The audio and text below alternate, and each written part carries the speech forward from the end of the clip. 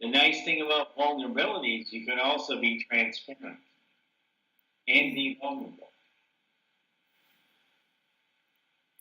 And how do you see vulnerable with the word weakness? Because a lot of people say, well, that means you're being weak if you're being vulnerable. Can you try and explain the difference to someone that would say, well, I'm not a weak person, so you're never going to see the vulnerable side of me? How would you, having had all this experience in life, how would you try and get people to understand the difference between those two things? If I look at vulnerability, all of us are susceptible to having crazy thoughts, crazy actions, and everything else. Doing something that we know there's an end result, a repercussion. We drive down the ramp of a freeway, and we don't look, and we almost get run over. Um, we we avoid street people. Uh, when somebody opens up the door, we don't say thank you. A lot of times, in this sense, what's going on in our head is that we're so preoccupied with all these priorities we have to do. We're vulnerable. We make mistakes. Don't take you out. That's the vulnerability. There's no weakness to it. We get caught up. When you're stuck up in your head, your ego, you have to look at taking a couple of seconds. I can either react or respond. If I take the extra 2 to 3 seconds, I move the thought process from my ego to my heart. Now, what do I really want to do? I love how you put that, react or respond. That's actually done like that's said so right, isn't it? Isn't it? To how the actual conversation can go and how the output of something can be. So yeah, react or respond. I'm going to use that one. That's gone in. That's actually something that I take away from that because it's right. It is something that we do think about how we talk so much about the end game and how we want the situation to turn out, but then we're reacting differently to how we want to respond to it. So we need to think about that connection with that. So yeah, Yes. no, thank you for that. That's so interesting to think about that. And you could, and how you react or respond in that one situation can change the outcome of that one thing.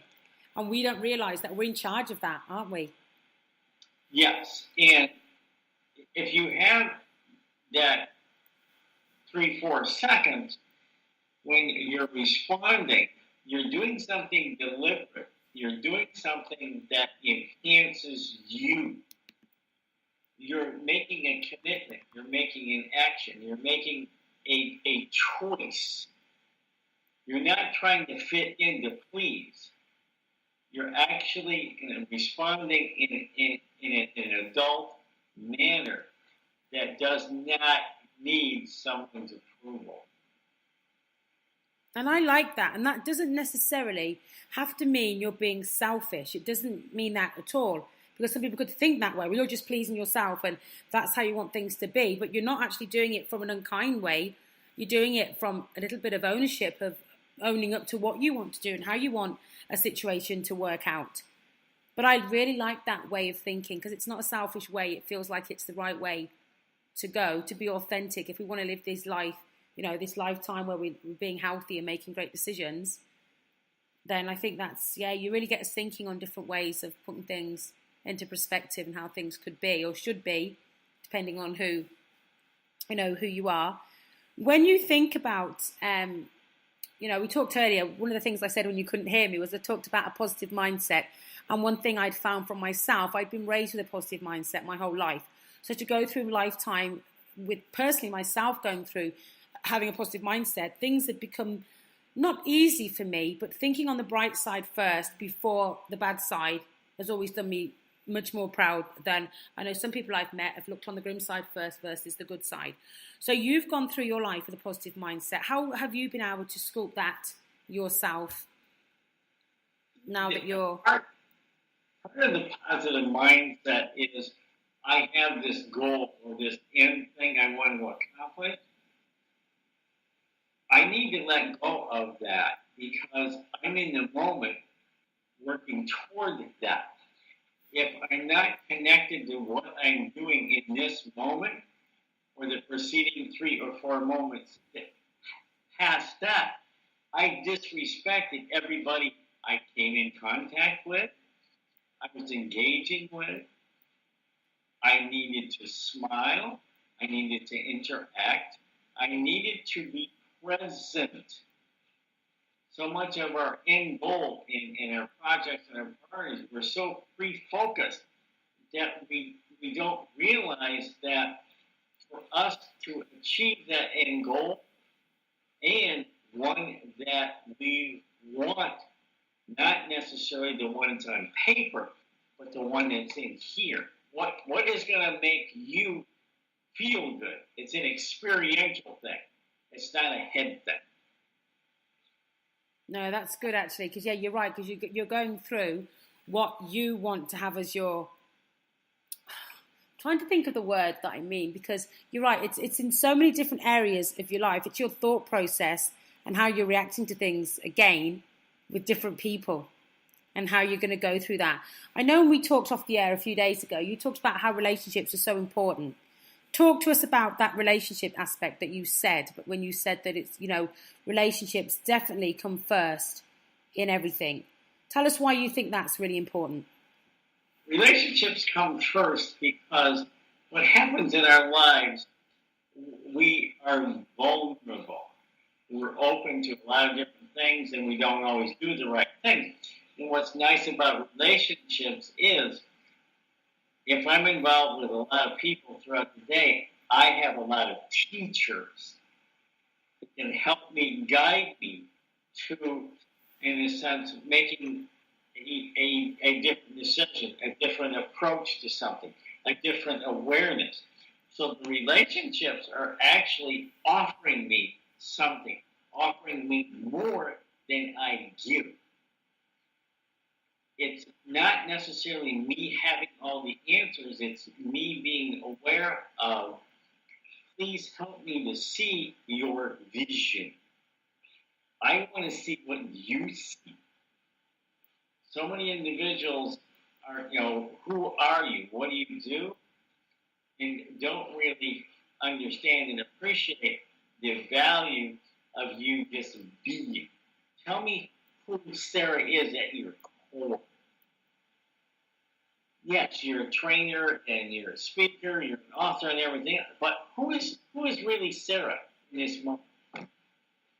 That's right, and that's such a question because we want to be so many things because we love things. I think for me, I want to be doing things that I love, and I get the opportunity to do that every day. So when you say what's at the core of me, when I did a core value assessment last year, we had 102 words that we could bring as our core values, and I think we had to pick 10, then we picked 5, and then we had to pick 1, and my one core value was enthusiasm. So I have 102 words. Enthusiasm was my one word that was my final word. And it was so hard because my top 5 were really, really good. And I was like, oh, what do I do? But then enthusiasm. So I think for me, as long as I can have a life that I feel I'm enthusiastic about and anything that I'm doing, I want to do with enthusiasm each time, else it feels like I'm forcing myself into that form. So whether I am speaking or coaching someone or in the gym with somebody or doing something, I always want it to be with enthusiasm in mind. And until I did that core value assessment, I didn't even know enthusiasm was my word until it was my word. And then when I went through 100, and there was 102 on the list, when I went through them, I was like, of course enthusiasm is my word. How did I even think I should have gone through the other words first? Because I kept thinking, oh, should I tick that one off and that one off? Like, no, these are my 10, there's my 5, there's my 1. So I think when you say, what have I got at the core of me, for me, if I can just do things with enthusiasm, I know that I'm doing the right thing. If I'm forcing myself to do something, then my core value is not being listened to. It's not enthusiasm. It's not being done with the right, aspect. So, no, that's good. That's interesting to think that as well, to how we put our things together, put our lives together. And, what is it? Once you strip everything away, what's the one thing that you want to be doing? What do you want to be remembered for? When I talk about, I talked about the 100-year plan when you couldn't hear me, and I talked about one of the things I wanted to do was to meet my great-grandchildren, and for me to have an impact on their lives to take with them when I was gone. And that might be for another 50 or 100 years, but I want them to remember what their Nana Sarah said to them at some point in their life. They went, oh, Sarah said that back then, back in 2000 something, she said that.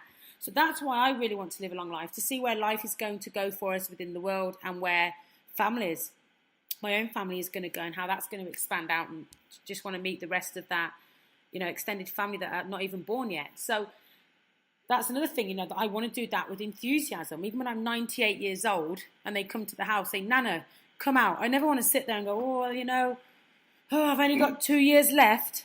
Better not move so fast. I've been waiting for you for 2 hours. Where have you been? Come on, I'm ready.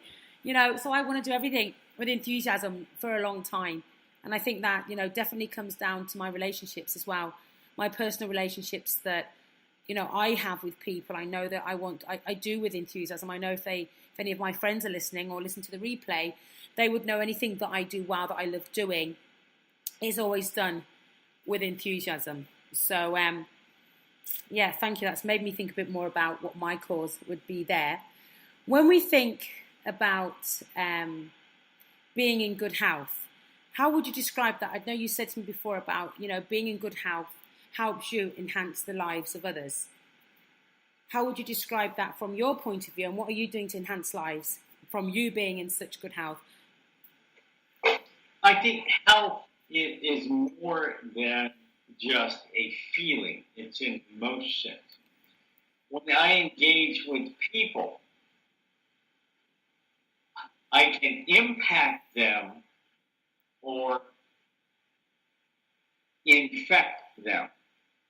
If I have cancer, if I have obesity, if I have diabetes, if I have a brain tumor, or if I have anger, depression, stress.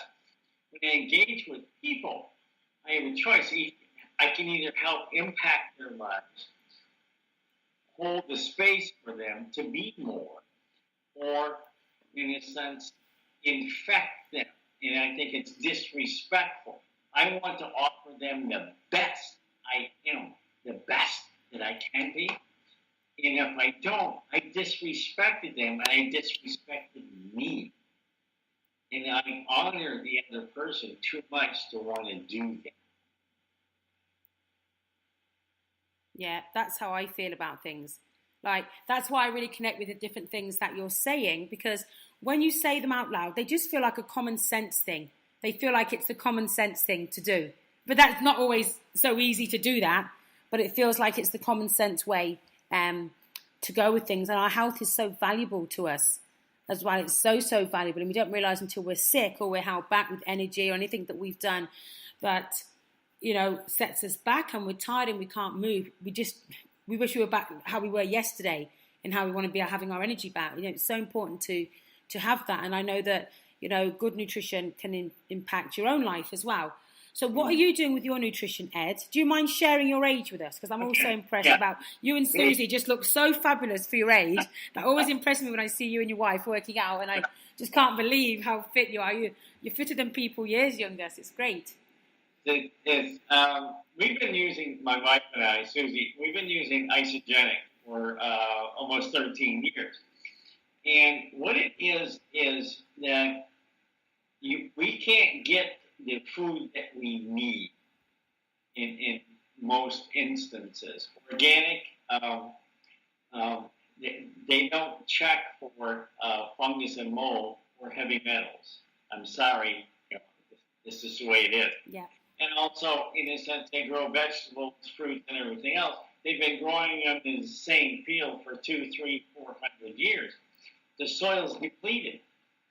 So what you're getting is not the nutritional value you need. You have to infuse that with minerals, vitamins, trace minerals, and everything else.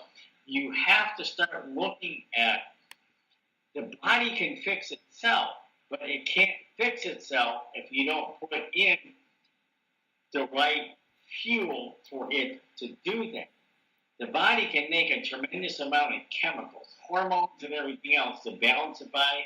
It can make its own balancers, in a sense, and then that help the brain and everything else. But what we don't realize is that we live in a toxic fishbowl. What we breathe, drink, and ingest into our body, we don't have control over. So you have all these toxins and all these chemicals, and it's worse for women because there's estrogen